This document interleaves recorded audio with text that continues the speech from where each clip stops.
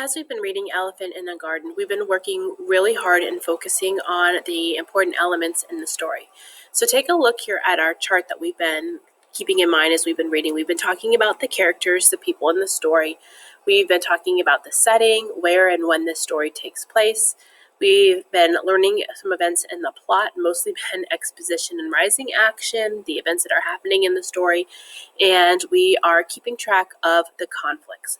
And so one of the ways that we become more powerful readers is we think about how all of these elements of the story work together and how they affect what we as readers learn from the story. Today we're going to focus on one of these elements in particular, and that element is going to be the element of character. And in particular, we're going to focus on Lizzie. And so if you remember back at the beginning of the novel, we started this chart where we just made some observations and some things that we noticed about Lizzie at the beginning of the book. And here were some of the ideas that we came up with.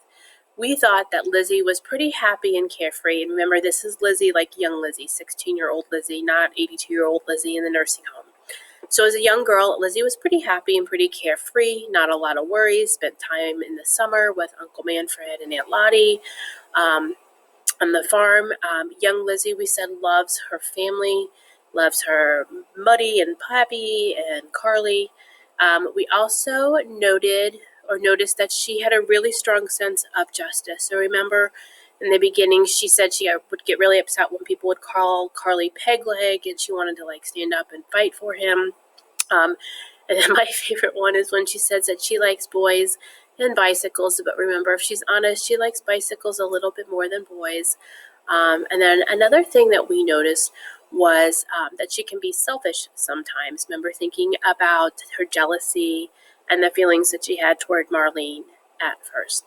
Now that we've gotten a little farther into the book, we can see how Lizzie's character has changed a little bit over time. And so on the next slide, I'm going to invite you to do some thinking about what have you noticed in terms of how Lizzie might be different from what we first observed about her character.